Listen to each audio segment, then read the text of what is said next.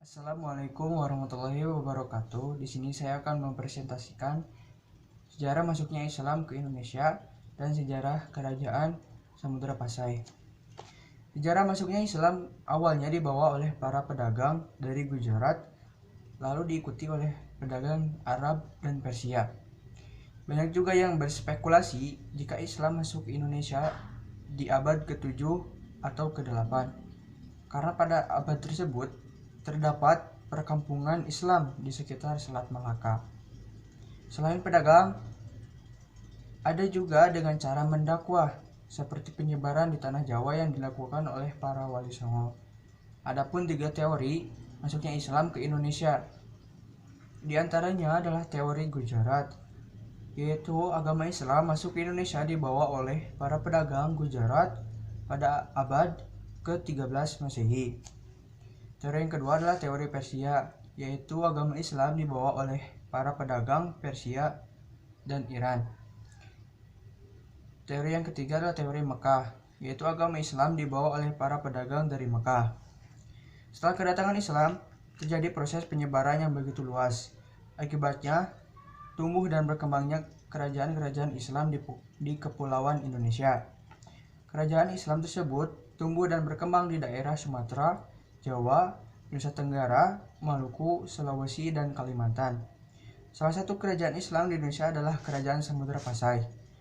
Berdasarkan sumber sejarah lainnya, bahkan data arkeologi mengatakan kerajaan Islam Samudra Pasai sudah tumbuh sejak 2 abad sebelum kehadiran Ptolemy Pires, yaitu kerajaan Islam di Sumatera yang dimulai awal abad ke-16. Awal masuknya Islam di kerajaan Samudra Pasai, kedatangan Islam di berbagai daerah Indonesia tidaklah bersamaan, sekitar abad ke-7 dan ke-8. Selat Malaka sudah mulai dilalui oleh pedagang-pedagang muslim dalam pelayarannya ke negeri-negeri di Asia Tenggara dan Asia Timur. Di Sumatera, daerah yang pertama kali disinggahi oleh orang-orang Islam adalah pesisir Sumatera.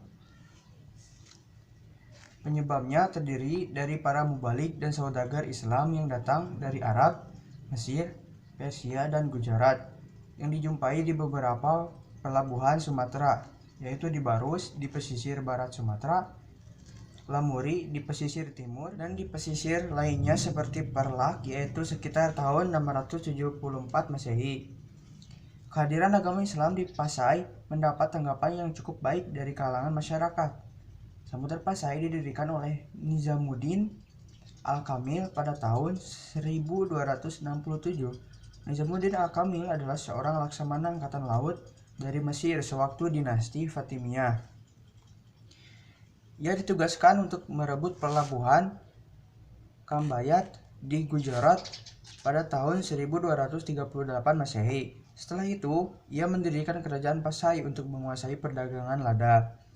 Setelah keruntuhan dinasti Fatimiyah yang beraliran Syiah pada tahun 1284, dinasti Mamluk yang bermazhab Syafi'i berinisiatif mengambil alih kekuasaan kerajaan Pasai. Selain untuk menghilangkan pengaruh Syiah, penaklukan ini juga bertujuan untuk menguasai Pasai dan pasar rempah-rempah dan lada serta pelabuhan Pasai. Selanjutnya dinobatkanlah Marasilu sebagai Raja Samudra Pasai yang pertama oleh Syekh Ismail. Setelah Marasilu memeluk Islam dan dia dinobatkan menjadi raja, dia diberi gelar Malikus Saleh pada tahun 1285. Nama ini adalah gelar yang dipakai oleh pembangunan kerajaan Mamluk yang pertama di Mesir, yaitu Al-Malikus Saleh Ayyub. Dengan timbulnya kerajaan Samudra Pasai, maka Kesultanan Perlak mengalami kemunduran dan Samudra Pasai tampil sebagai bandar dagang utama di pantai utara dan timur Sumatera Utara. Pada masa pemerintahan Sultan Malik Al-Saleh, berkembanglah agama Islam mazhab Syafi'i. Awalnya Sultan Malik Al-Saleh merupakan pemeluk Syiah yang dibawa dari pedagang-pedagang Gujarat yang datang ke Indonesia pada abad ke-12.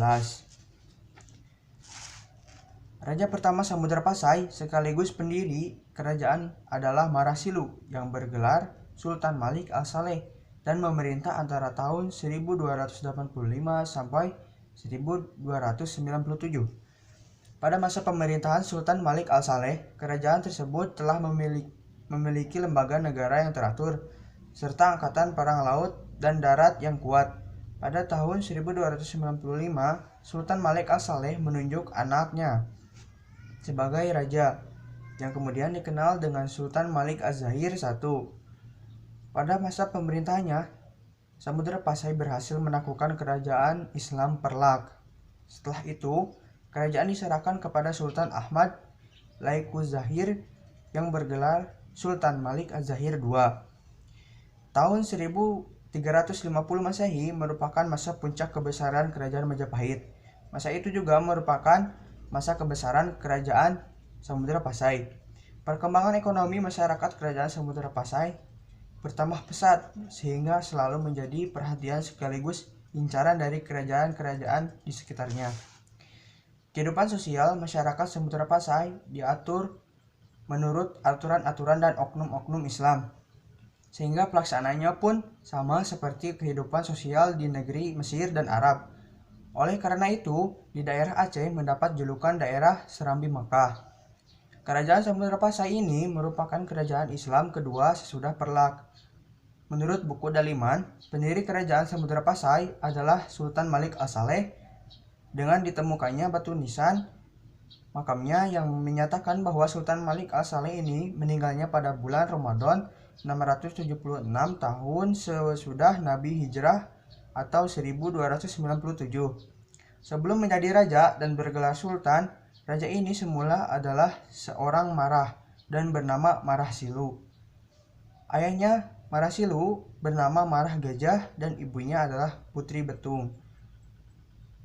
Puncak kejayaan Samudra Pasai ini ditandai dengan adanya perkembangan di bidang-bidang kehidupan kerajaan Samudra Pasai, seperti di bidang perekonomian dan perdagangan, di bidang sosial dan budaya, di bidang agama, dan di bidang politik. Setelah kerajaan Samudra Pasai dipimpin oleh Sultan Malik At-Tahrir, kerajaan mencapai puncak kejayaannya. Sistem pemerintahan berjalan dengan teratur, sehingga menjadi pusat perdagangan internasional. Setelah Sultan Malik At-Tahrir wafat, tidak ada penggantinya yang cakap dalam memimpin kerajaan Samudra Pasai. Kerajaan Samudra Pasai semakin lemah ketika di Aceh berdiri satu kerajaan yang mulai merintis menjadi sebuah peradaban yang besar dan maju. Kerajaan itu adalah Kerajaan Aceh Darussalam yang didirikan oleh Sultan Ali Mughayat Shah pada tahun 1524. Kerajaan Aceh Darussalam yang di bawah pemimpinan Sultan Ali Mughayat Shah menyerang kerajaan Samudra Pasai. Akibatnya, pamor kebesaran kerajaan Samudra Pasai semakin meredup, dan sejak itu kerajaan Samudra Pasai berada di bawah kendali kuasa kerajaan Aceh Darussalam. Di samping sebagai pusat perdagangan, Samudra Pasai juga merupakan pusat perkembangan agama Islam. Banyak makam-makam para pemimpin kerajaan Samudra Pasai yang merupakan bukti adanya Samudra Pasai. Beberapa makam tersebut adalah makam Sultan Malik Al-Saleh, makam Sultan Maulana Az-Zahir, makam Nauriyah, makam Tengku Sidi Abdullah Tajul Nilah, makam Naina Hasanuddin, makam Perdana Menteri, makam Tengku Peut Ploh Peut, makam Said Syarif, makam Tengku Diboi, makam Bate. Kesimpulan dari kerajaan Samudra Pasai adalah kerajaan Samudra Pasai muncul pada abad ke-13 Masehi ketika kerajaan Sriwijaya hancur. Kota kerajaan disebut Pasai. Sekarang ini letaknya di Desa Beringin, Kecamatan Samudra Gendong, Kabupaten Aceh Utara, Provinsi Aceh. Wilayah kekuasaan Kesultanan Pasai pada masa kejayaannya sekitar abad ke-14 terletak di daerah yang diapit oleh dua sungai. Sungai besar di pantai utara Aceh, yaitu Sungai Pesangan dan Sungai Jambo Aye. Jelasnya, Kerajaan Samudra Pasai adalah daerah aliran sungai yang hulunya berasal jauh di pedalaman daratan tinggi Gayo, Kabupaten Aceh Tengah. Daerah yang pertama kali disinggahi oleh orang-orang Islam adalah pesisir samudra. Penyebabnya terdiri dari para mubalik dan saudagar yang datang dari Arab, Mesir, dan Persia dan Gujarat. Sekian presentasi dari saya. Maaf bila ada kata yang salah. Assalamualaikum warahmatullahi wabarakatuh.